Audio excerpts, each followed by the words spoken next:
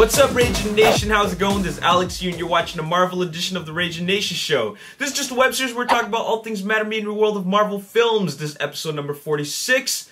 And let's start off by talking about X-Men Apocalypse. Now, X-Men Apocalypse is in the early stages of production right now. Right now, they're doing casting. And while there is no solid casting news, there have been some casting rumors and casting options. By casting options, I'm referring to the candidates who are going to play some of the other roles that haven't already been cast in the previous film, X-Men Days of Future Past. And what we're going to see in X-Men Apocalypse is some of the younger characters who are, of course, younger versions of the main cast that we saw in the first X-Men films. Alright? And I'm referring to Scott Summers, aka Cyclops, and also Jean Grey. Now, we've already seen a young version of Scott Summers in X-Men Origins Wolverine, played by Tim Pocock, but he won't be reprising his role as Scott Summers, mainly because Lawrence Shuler Donner, the producer of all the X-Men films, mentioned that this is a brand new trilogy we're seeing here. And by trilogy, I mean the trilogy of young X-Men cast. We're talking about starting off with X-Men First Class, and then X-Men Days of Future Past, and then X-Men Apocalypse will be the third and final installment in this new trilogy. Alright? So, I'm going to tell you the candidates that we have for a young Scott Summers, and that would be Ben Hardy, who was in the EastEnders, Charlie Rowe, who is in the Red Band Society, and Timothy Chalamet, who is in Homeland. Now, I've only seen Timothy Chalamet's work in Interstellar. He played the younger version of Tom. And you know what? I haven't seen enough of any of these actors' work to really know who's a good candidate to be Scott Summers. So, the first thing I can go with is their appearance, and I gotta say that Charlie Rowe looks the part. Charlie Rowe can look like a young Scott Summers. Okay, take a look at this photo right here. And right away, I can see him playing Cyclops. So I'm gonna put my vote for Charlie Rowe, and hopefully he gets the part as young Scott Summers, aka Cyclops, in X-Men Apocalypse. Now, they're also casting for Jean Grey, and now a young Jean Grey has a bit of, has candidates who have been more established in their work.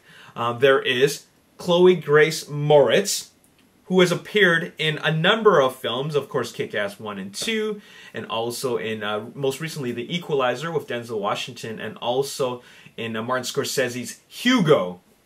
And then there's also Elle Fanning, okay, who has appeared in, you know what, I recently watched one of her films, and Maleficent, there, she appeared in Maleficent.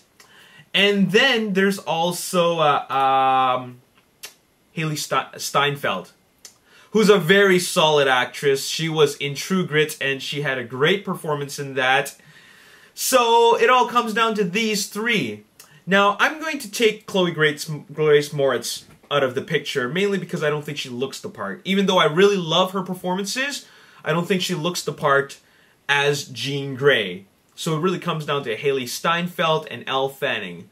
I'm going to say that Elle Fanning looks the part, but Haley Steinfeld is a better actress. Alright, so it really comes down to these two, and I'm going to put my money on Elle Fanning. I'm going to put my vote, rather, on Elle Fanning. I think she has the look of Jean Grey, and can look like a younger version of, I mean, not necessarily, you know, what is her name again? Famke Janssen, but at least she would look the part as, rather, Dark Phoenix. I mean, Jean Grey, you know what I'm saying? So, yeah, let's go with Elle Fanning as a young Jean Grey, and Charlie Rowe as a young Scott Summers, okay? Now, moving on, let's talk about the Marvel Cinematic Universe, and there has been a little bit of casting news as well, and it looks like Daniel Bruhl has been cast as a villain to appear in both Captain America Civil War and also Doctor Strange. Now, he will be playing a villain. Now, and there's no word on who that villain is going to be. However, there have been rumors that suggest that he could be playing Baron Zemo. If you don't know who Baron Zemo is, he is a scientist who creates advanced weaponry. And I think that having Daniel Bruhl cast as a member of you know,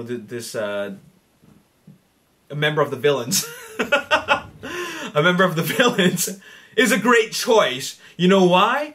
Because I thought his performance in Inglourious Bastards was awesome. Okay? And considering that he played a Nazi in Inglourious Bastards, and he's also going to be playing, you know, someone who is a villain in this, in the Marvel Cinematic Universe, specifically in Captain America Winter Soldier, Captain America Civil War, and also Doctor Strange, makes me feel that this is a great casting choice. So I'd love to see Daniel Bruhl as a villain. It can be Baron Zemo, or it could be any other member of Hydra. But as long as he's in it, I'm pretty happy. Daniel Bruhl is a very great actor. Okay? Now, there has also been some villain talk about who's going to be the main villain in Captain America Civil War. Now, it's not going to be Daniel Bruhl. According to Variety, it mentioned that Daniel Bruhl will not, in fact, be the lead villain in Captain America Civil War. It will be, but he can potentially be a top menace in Doctor Strange. Okay? So who is going to be the main villain in Captain America Civil War? Well, you know, we could throw out a number of villains, possibly a couple of new villains, but the most obvious answer would be Crossbones. Frank Grillo played Brock Rumlow, and Brock Rumlow is, of course, Crossbones is the alter ego for Brock Rumlow, and we know that Frank Grillo's character did survive at the end of Captain America the Winter Soldier, so it automatically suggests that he's coming back for another go-around, and this time as a bigger villain. So it's possible that Crossbones could be the main villain. All right? I mean, look at what they did with Winter Soldier. I mean, Sebastian Stan died, but then, you know, there's a bigger... I mean, Sebastian Stan didn't die.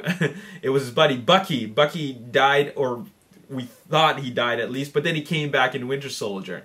And then Frank Grillo's character, Brock Rumlow, he didn't die, and he was rescued, and which means he survived. And if he survived, that means he's going to come back one way or another, and at some point in time. So Captain America: Civil War is the most obvious, you know, answer as to when he's going to come back, and most likely as Crossbones, which suggests that he could potentially be the main villain, going up against Captain America.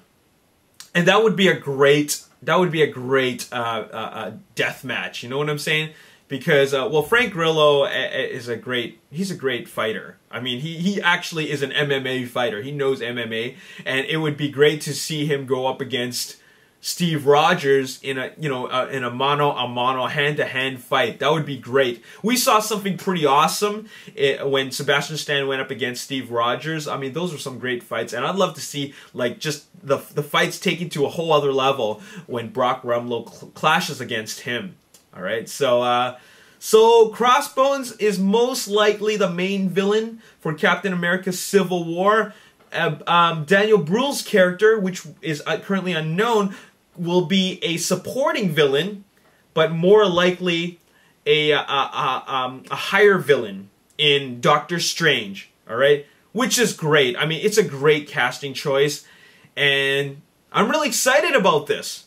All right, so there you have it. That's all I got to say in this video. I wanted to ask you guys, who should play a young Scott Summers? It doesn't necessarily have to be any of the actors that I've listed. All right, who do you think would be a good candidate for a young Scott Summers or a young Jean Grey?